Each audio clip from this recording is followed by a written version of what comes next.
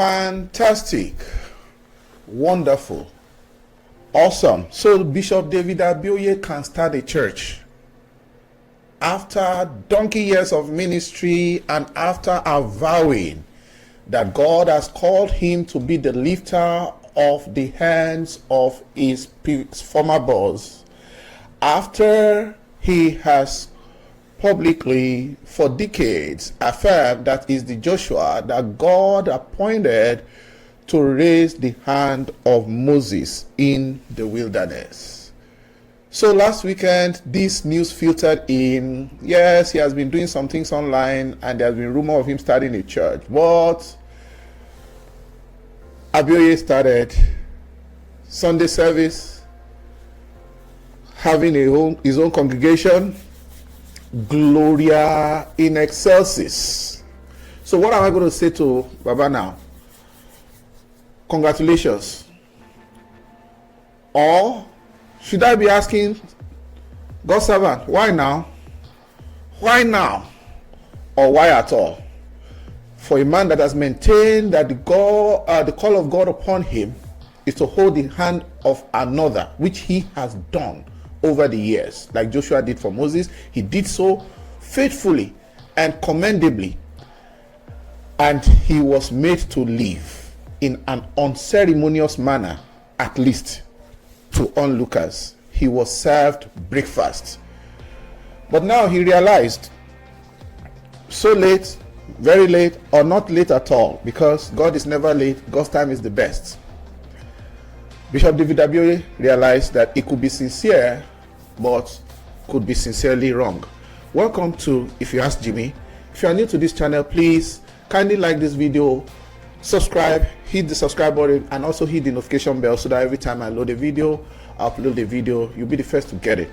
So I talk about topical issues here where we learn, we grow in order to be able to live better in this very complex and rapidly changing world. And a very key part is our spiritual life. Unfortunately, it has been reduced to religious life. So, great man, Bishop Abioye.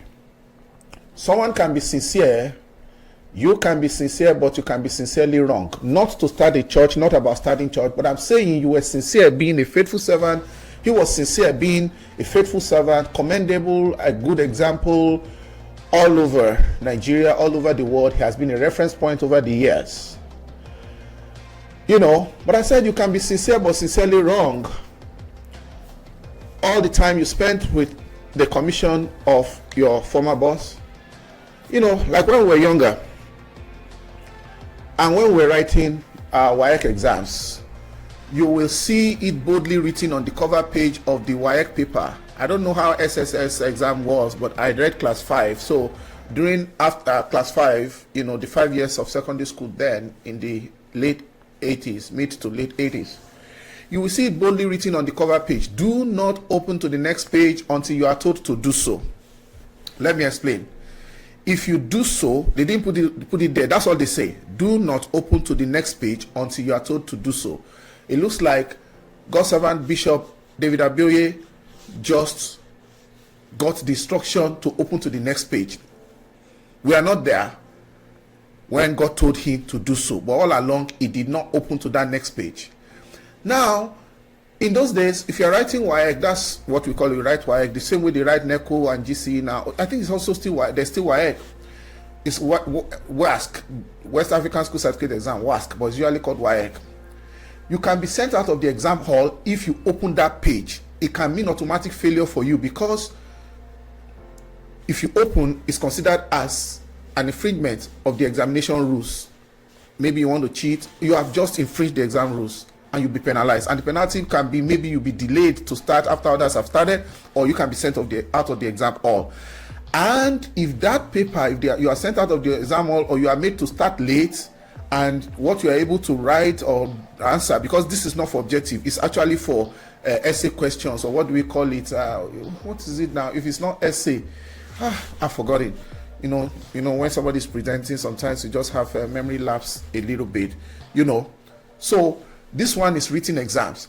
If that subject, if the time remaining for you is not enough for you to write everything you need to write, you can fail that exam.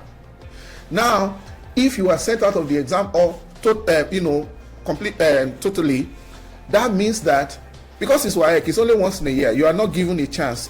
There's a time, it was Almighty June. You cannot write that exam again that year, except to go take that paper in General Certificate of Education, which is a separate exam, which is for private students.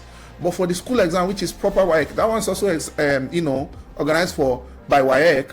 But that one that is your proper school WAEC, proper WAEC for your graduation, you will need to wait till next year if you miss that paper. And God help you if that paper is not one of the subjects that you need, your core subjects that you need to complete your combination for admission into the higher institution. Sometimes the paper can get cancelled completely all over or in some areas, and then they will do a repeat exam sometimes, or they may never do it.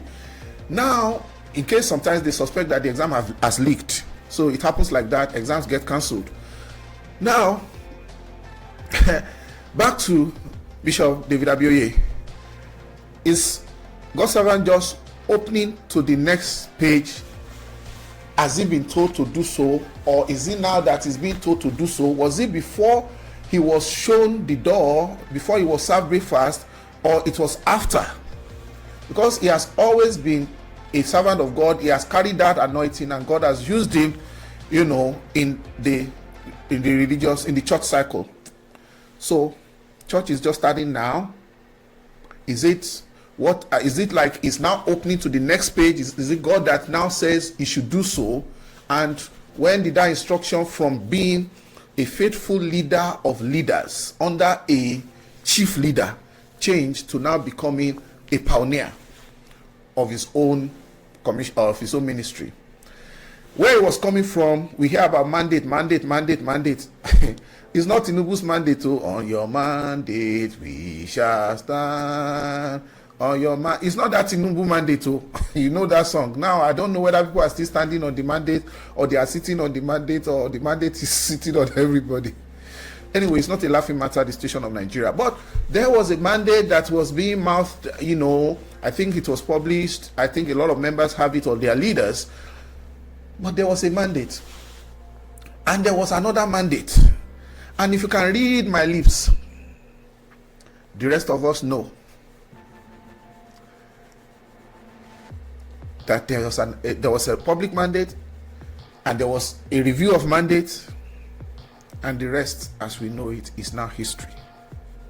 Especially the most recent mandates, which people are insinuating that it's part of the reasons why Bishop Abioye was shown the door. So did Bishop Abioye did he have the wrong question paper, or did he have the right question paper, all his calling and all his ministry? By the time he was asked to open this new one, what happened to the previous question paper? Or he was just shown the way out of the exam hall?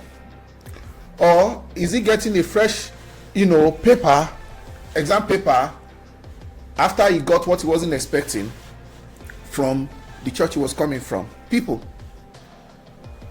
what you see, majority of Christians and non-Christians, what you see is the building and the people. You see the so-called church and the people. You see the signboard, you see the choir, but many people don't know the story behind the story, not the story behind the glory now. Many people don't see the business behind the so-called, ministry, and they don't see the empire behind the business.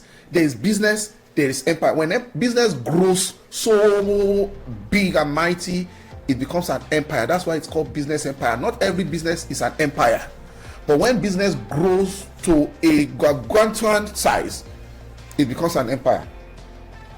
And now the business will be in the front, the empire will be behind it, the emperor will be behind the empire, and the people are only seeing the front, the front side of things, like what you call front end of things. They do not see the emperor behind the empire. They do not see the dynasty. They do not see the intrigues. They do not see also, like Luis Alberto in those days, I think early 90s, there was this Hispanic film, the rich also cry. People are too simple. You see, I listen to a lot of commentary. I'm a minister myself, I'm in the system of the church. I've been around for a while. I'm an ordained minister for over 23 years now. I think January 20th made the 23, is it 23 or 24 years? 23 years of ordination, and I've been in ministry for like 2025, like 27, 28 years. Apart from my childhood ministry in different departments as a instrumentalist, as a music minister, as a music director, if I consider that, but pastoral ministry over 25 years, getting close to 30. I look at church people and I don't blame them. I've watched, I listen. This is my first commentary on all of this, because I don't even know where to start or how to join issues, and at the same time being someone who sees the inside of things, I just cannot but have pity. People are too simple when it comes to these religious things, but I don't blame them. They are living up to their names. You know why? That's why you are called believers. And what do believers do? The job of believers is to believe. So he who drives is a driver, he who sings is a singer, he who plays the organ is an organist. It was one elderly man that told me many years ago. So the job of majority is to believe, and try and not belong to that group called majority. Usually it doesn't work out well, except for good things. Try and not join the WhatsApp group of those people called common man or masses. Most churchgoers are majority, they are common man, they are masses, they are everyday people. And because their name is believers, that's all they do.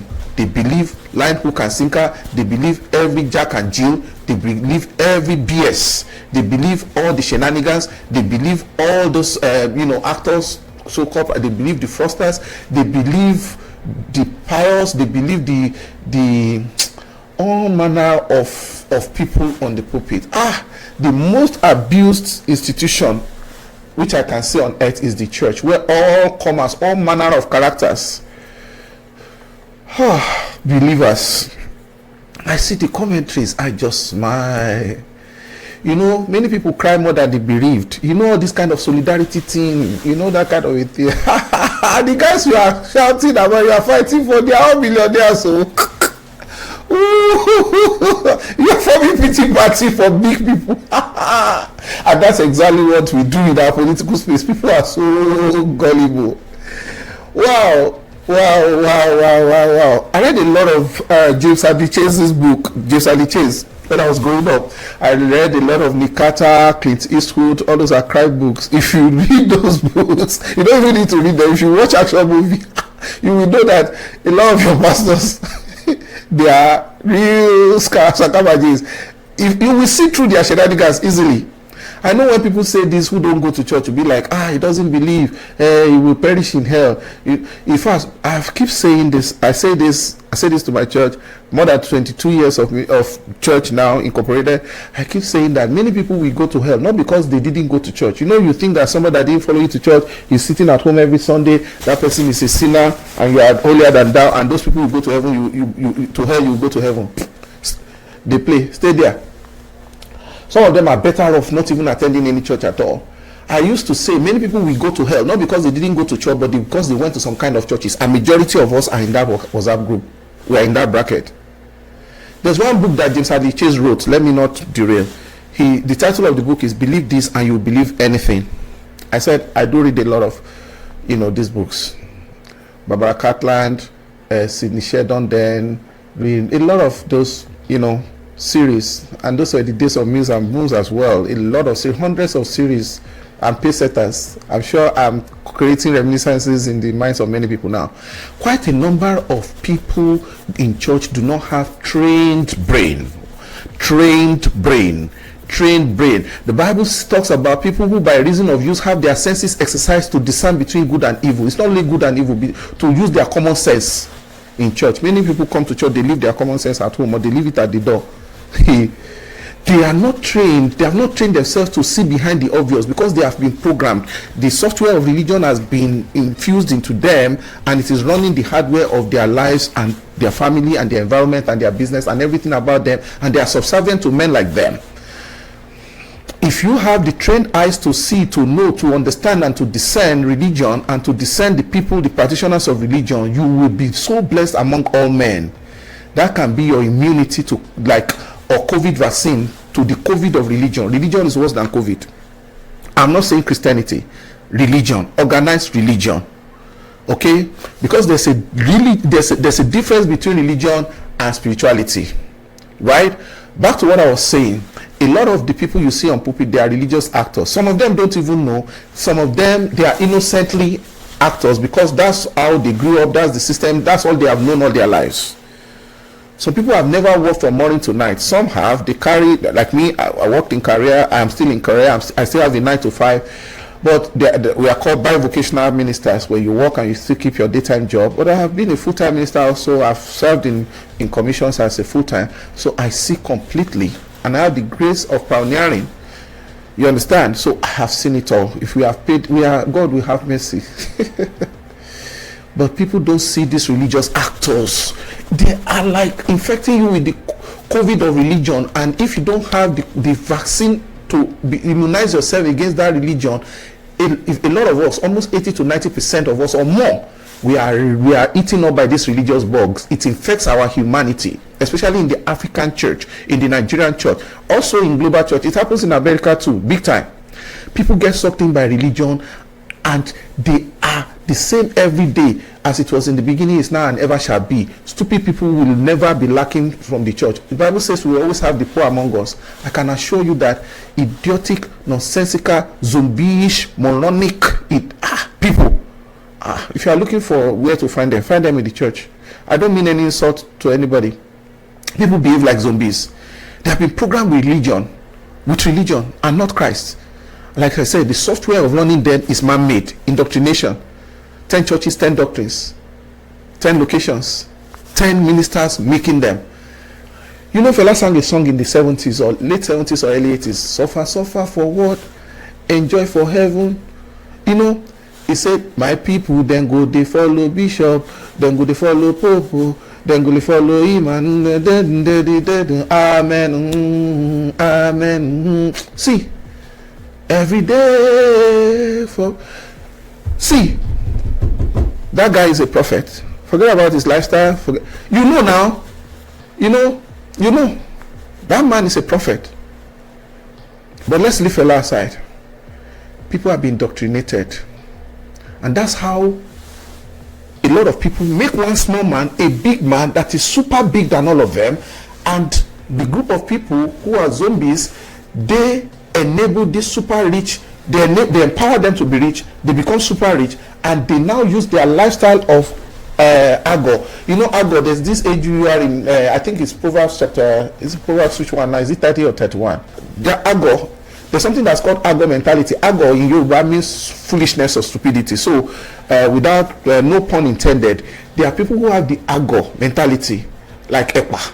That's what we do. We call Epa. That's a Mumu Pro Max. If you are looking for it, find it among church members. You don't need to travel fast. Just gather 3. You will see 1.5 or 2 out of them, or 2.5.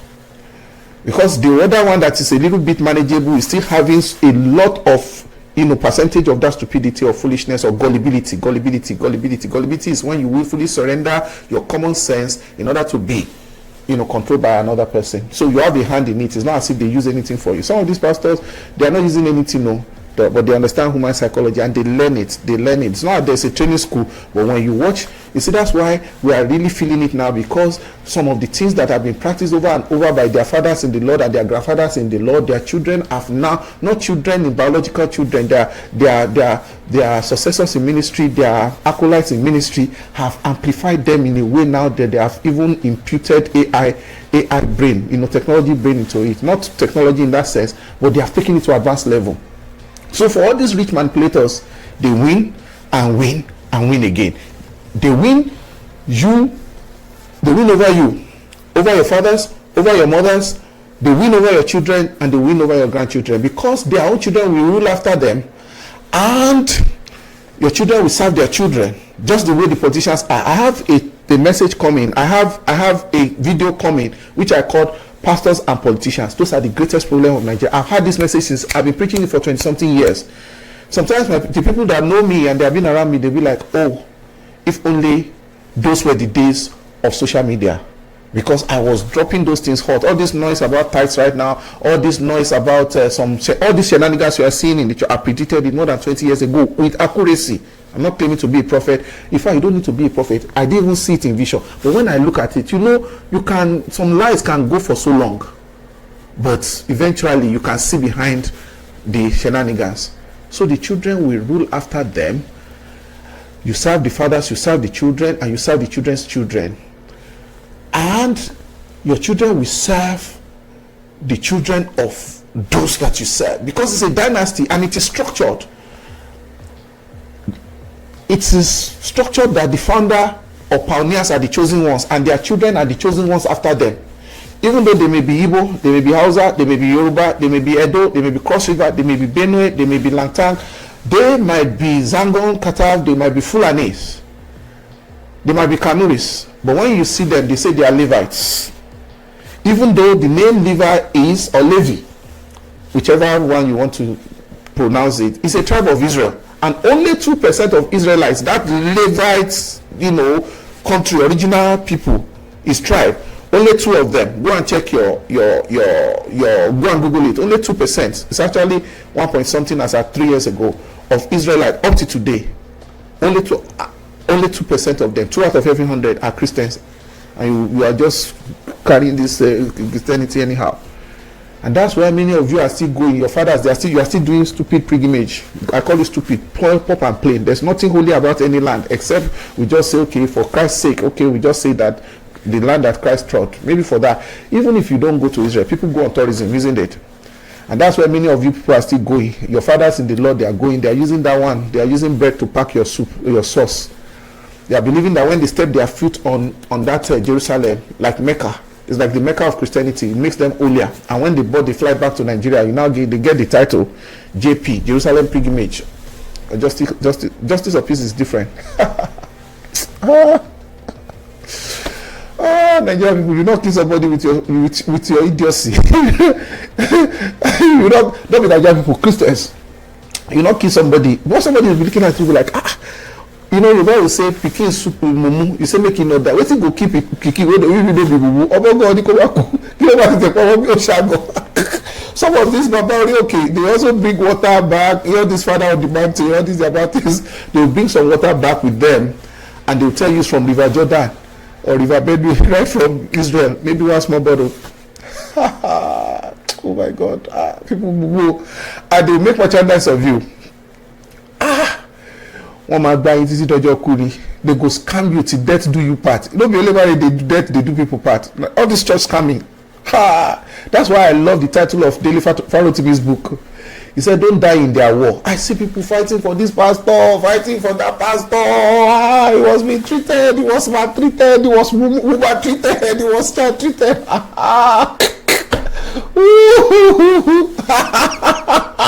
Don't die in their war. It will come out of people. If some of you are in their shoes, you will do worse things. Pardon my French, you.